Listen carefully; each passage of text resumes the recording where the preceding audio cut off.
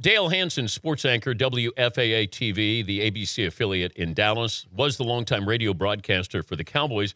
And I thought of Dale today when I saw that the Cowboys met with Greg Hardy again. I believe this is 4 times now in 4 games. His Twitter profile yesterday, what he said on there, and they met with him again. And I was curious how this is playing in Dallas. Like the Cowboy fans, how does this play locally?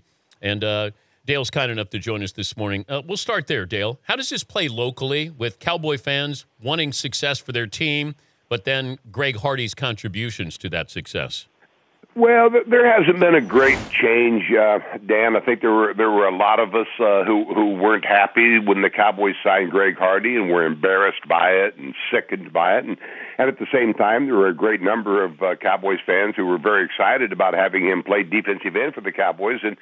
And despite the pictures, despite the Twitter bio yesterday trying to proclaim his innocence, the initial reaction seems to be pretty much the same. Everybody on both sides pretty much knows what they got in this deal, and yet the Cowboys keep trying to say they're fixing it and they're working on it. As you mentioned, they've had 4 meetings with him, which matches the 4 losses they've had while he's played, but I don't see much changing from either side. But do you think this is more the national media, the national reaction to the Cowboys, than local? I really do, and I mean, obviously, I'm on that side of the argument, but I did say this the other day that it's almost to paraphrase the quote of Jason Garrett when Hardy knocked the clipboard out of the special teams coach's hands a couple of weeks ago and was screaming at everybody on the sideline.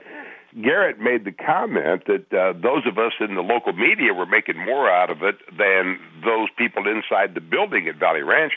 And I really do think the same thing is here. There are some of us in the media that are making a pretty big deal out of it, but I think it seems to be causing more of an uproar in the national media. And again, I agree with the reaction. I really do. But there does seem to be more of a reaction in the national media than anything that's going on locally. Do you expect the Cowboys to sign Hardy to a long-term deal? Yeah, I do. I think that at least they will try, and I don't see why they wouldn't. I mean, if I was Greg Hardy, I mean, he's got an owner and a head coach and an organization that basically will do everything they can to defend him. I wouldn't think he would want to go someplace else and start the whole process over again. But assuming that he's willing to stay, I would be as shocked and surprised if he left the Dallas Cowboys next year as I was shocked and surprised when the Cowboys signed him to bring him here. Does Jason Garrett get a hall pass due to the injuries? Oh, I think so. I mean, that's probably a bigger argument starting now is that there's been a few people referencing that the last time a team lost five in a row, they fired the head coach. But I give Jason Garrett a hall pass. I think with the way the NFL is constructed, the salary cap and all that goes into it, I think you have to give him a bit of a pass. But, I mean, the surprising thing is, I mean, the Cowboys haven't lost 6 games in a row since 1989, and Quincy Carter used to play quarterback, for goodness sake. So it's a little bit surprising to realize that they couldn't find a win in there someplace.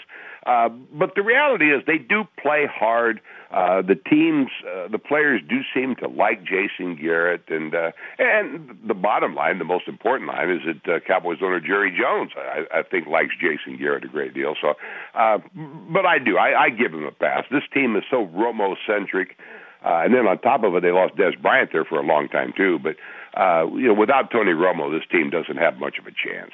Who's the most popular athlete in the city right now? That's a pretty good question. In fact, that's a real good question. But after last night's win over the Clippers, it's back to Dirk Nowitzki again. But I might have to pose that question to our viewers here. But I really do think it might be Dirk Nowitzki. One, because he's had such a great career. And the bottom line is he's just a great human being. I mean, I don't know of anybody who doesn't like Dirk Nowitzki. Once he got that championship a couple of years ago, I mean, that cemented his situation in the city.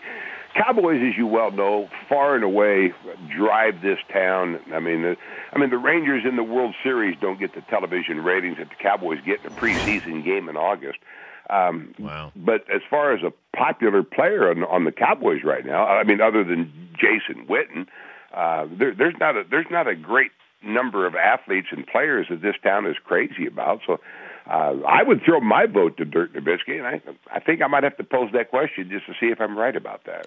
I said when we started the show, I know Mark Cuban is going to hold this grudge, and the whole thing with DeAndre Jordan, and he may release the text messages, the correspondence they had, but Mark's got to move on from this. I mean, the Clippers have moved on. DeAndre Jordan has. It feels like that the Mavericks may hold on to this a little bit longer. Your thoughts on it?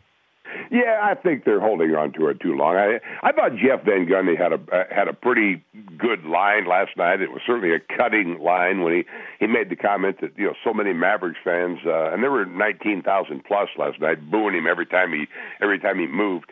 It was a pretty interesting scene to have so many Dallas sports fans booing a young man like DeAndre Jordan, simply because he decided to stay with a better basketball team in L.A., and then on Sundays they will be cheering Greg Hardy. But there's no question. I mean, Cuban likes the spotlight. Cuban likes stirring it up, and that's fun a lot of the time. But you're absolutely right. It's time to move on. I mean, the young man made a choice. He didn't handle it real well, but gee whiz, I think we've all done that at different times. I mean, I've avoided a lot of phone calls from people I didn't want to talk to either, so I don't blame him for any of that. Well, thank you for picking up for our phone call, Dale. I did. You don't necessarily have to call at 7 in the morning to start the day, but other than that, it's all good. Thank you, Dale. Dan, my pleasure. Always a pleasure. Dale Hansen, sports anchor, WFAA TV.